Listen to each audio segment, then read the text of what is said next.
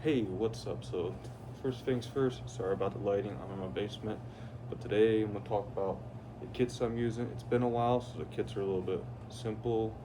I'm just gonna say kits for emergency purposes. Emergency purposes, it just covers a wide variety. First things first, let's not start with rifle. Start with simple, cheap bump helmets. I do not have night vision right now. I'm looking at getting Notch, simple nods, Peck, not Pecs. Well, I can't think of the name. PDS 14s. Is it? Let's think about Peck 15s, but PDS 14s. I have my rhino mount for the Army. This was just set up for we had a coyote get one of our ducks, and so the light's dead, but I had one of the headlamps without a band. It was pretty bright. Did a good enough job for. I didn't really use this because the coyote unfortunately didn't come back tonight.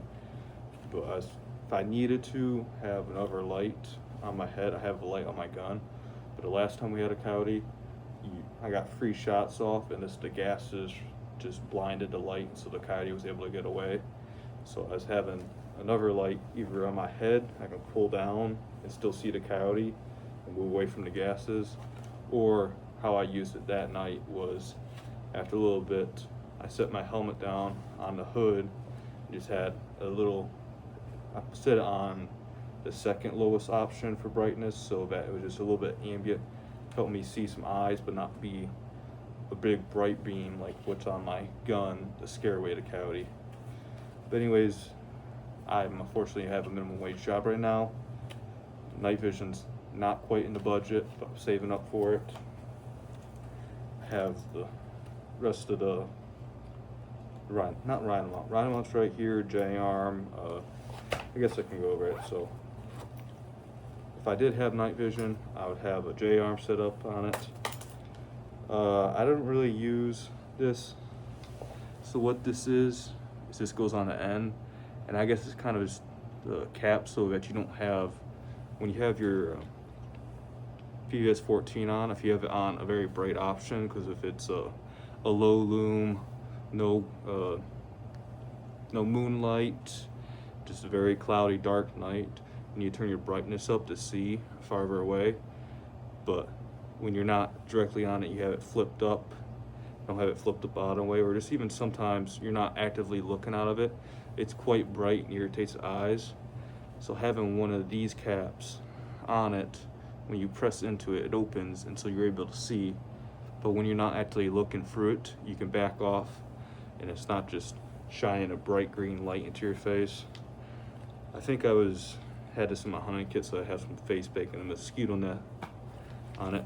But if I was to get an actual bump helmet rather than a cheap bump helmet, or an actual ballistic helmet where it would be IHIPS, ACH, I think the Marine MICH, I had to use what we call the airborne base plate. Just have a random bungee with it. I trust that much more than this cheap plastic base plate that I have to run on out. But I don't have no expensive nod on there, so no need to worry about the base plate for right now. I just have pads in here so that if I did take a decent bump, that it would be, that's about the only protection it says. No ballistic protection, it's a bump helmet, it only protects you from bumps. And I think it might do a decent job at a whack, if somebody whacked you. I have the ACH pad in here, pretty hard, but for it does its job, its impacts. And then I have some other bike pads, rather than getting helmet pads, get helmet and bike pads.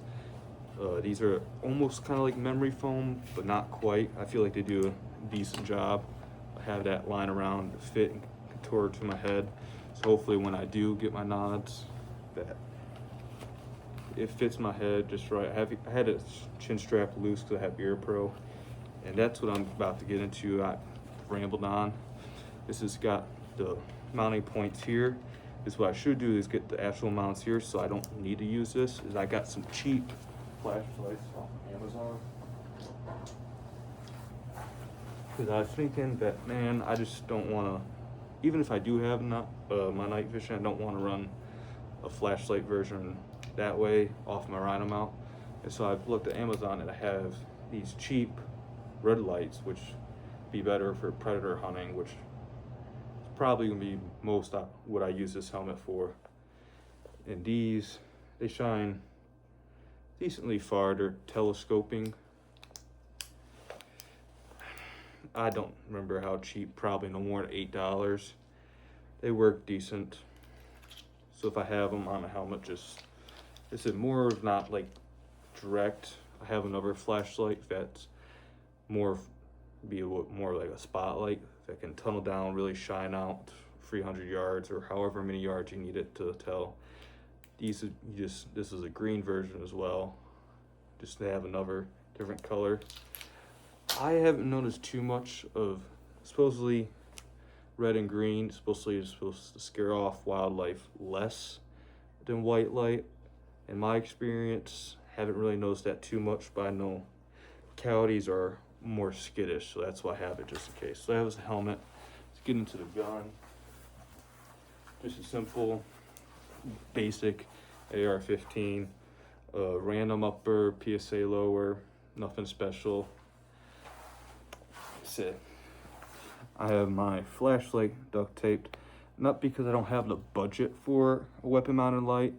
I just don't see the necessity to pay that much when a normal flashlight, telescoping, and electrical tape, and I don't think anybody's too much for above electrical tape, especially when it doesn't need to be precision. And I don't know if you could see this side, you see it, I have this a little bit. Man, I must have did a good job taping because I can't see it right there. A little bit of paper folded on itself, so I have it at the right angle to match up with my sight. And so when I have it on, I can actually use my scope at night. When before, if I was just holding the flashlight, before I was just using the flip up irons, these are the 45-degree flip up irons. It's nothing fancy. I got a regular, not cheap, well, cheap, but not the lowest quality scope, but decent quality, 2.5 to 10 times zoom. It's a basic AR, 16.5 inch barrel. Nothing fancy about it. Does the job. It's not all that you need, but it's more than enough for what majority of people's purpose is. Or would be either a quick response or, again, a coyote or something was happening around here on the farm. I'm just gonna leave that for now. This is the kit I use. Just have some random tubular nylon in there. Sort of useful for whatever you need. Tie stuff up with. Strongest stuff you'll find. Tourniquet, 3 mags. More than enough for a quick emergency. Have knife, have a second face mask. Face masks are useful for multiple different reasons. Could just be used as a rag, so that's probably what it'd be used for in this kit, as a rag. COP if you need it. I always have fire starting stuff in my kits. It's just a habit from being in Alaska in the Army, so I have fire starting.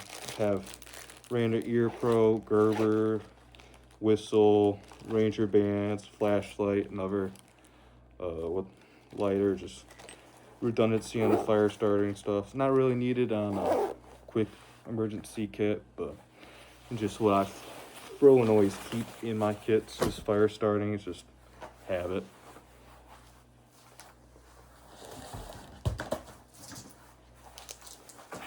I don't have plates on this yet. They're not coming, but they will be coming soon in the budget. Plates, I don't want to get the quite cheap steel plates because my experience in the Army, I prefer ceramic plates just because I've had both soft body armor, ceramic plates, and steel plates. And the difference between ceramic plates and steel plates is just greatly the weight, comfort. It's just so much better to have ceramic than steel. And so I cheap out on a majority of my things.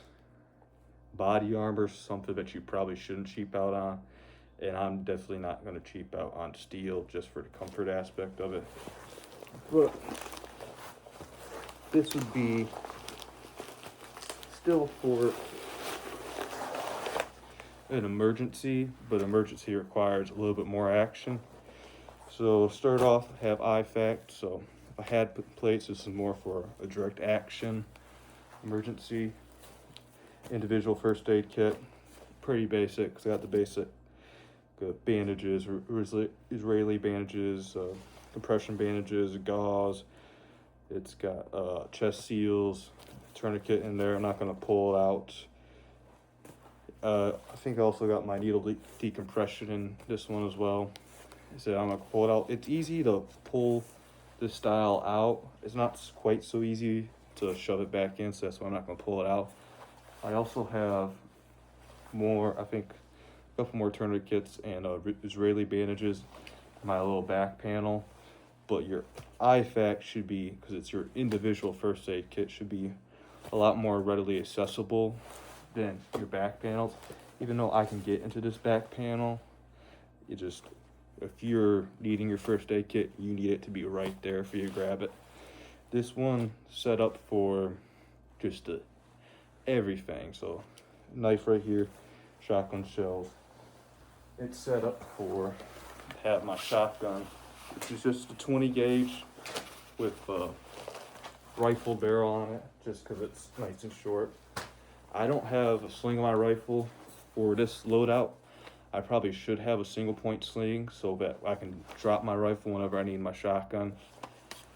I'm not a big fan of slings. I like the ability to be able to move the rifle how I want to, when I want to. I have a bad habit when I'm running with my rifle, if I'm not in a direct assault, to run with it like this.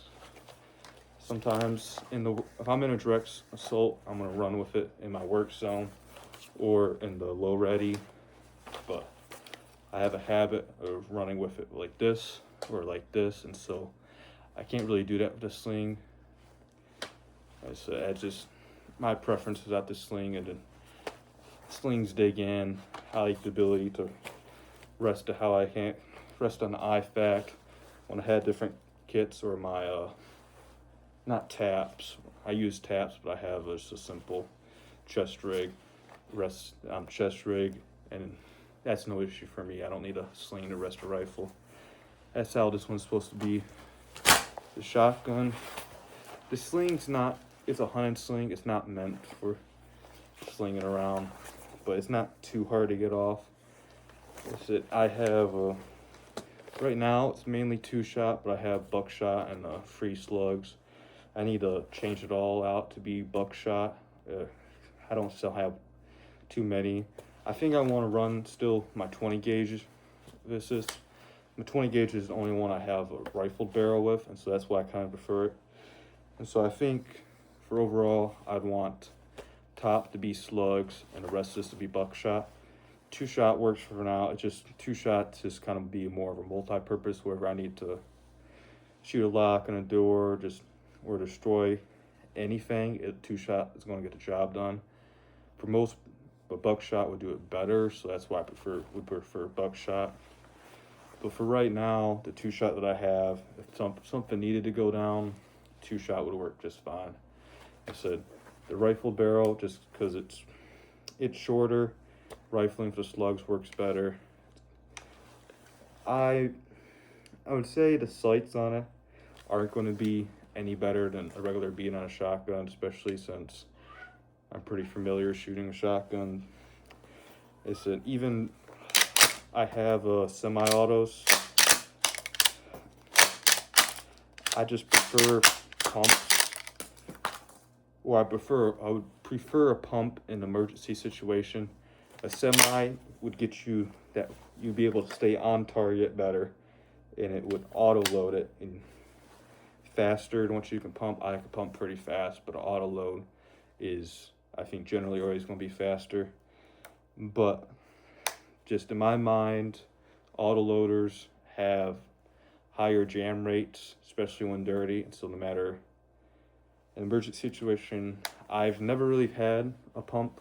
The only jam I've had with a pump is if you short stroke it and you don't quite go all the way back. And so you pulled it out there.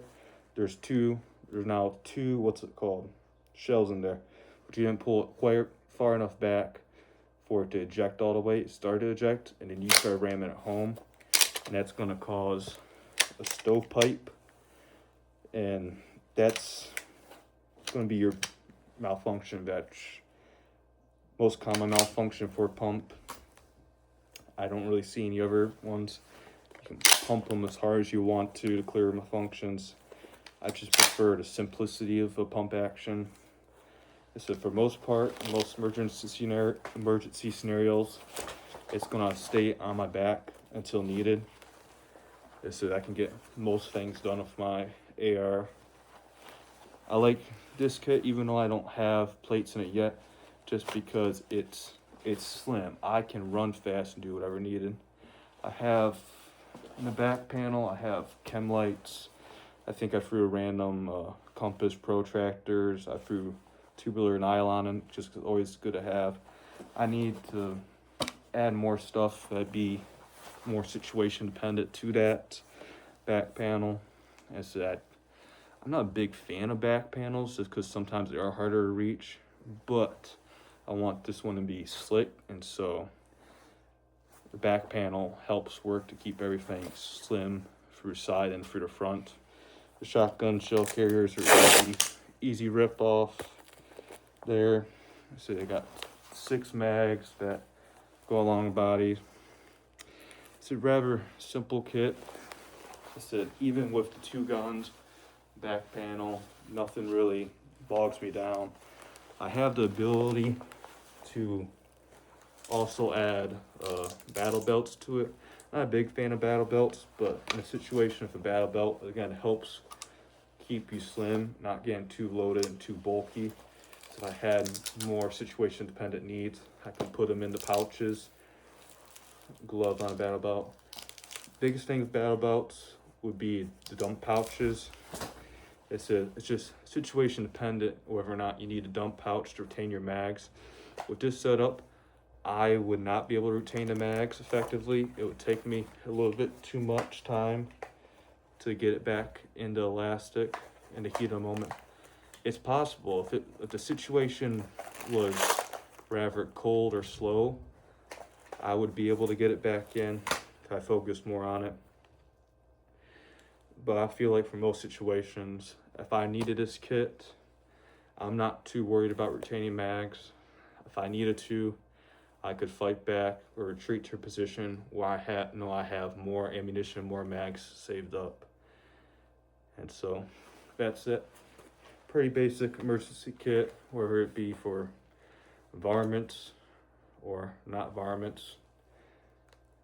It's pretty simple. Just started getting back into doing this stuff and keeping stuff prepped and ready to go. So it still needs tweaking and additions, but for right now, I think it suits my purpose for right now, but always room to grow. Thanks for watching.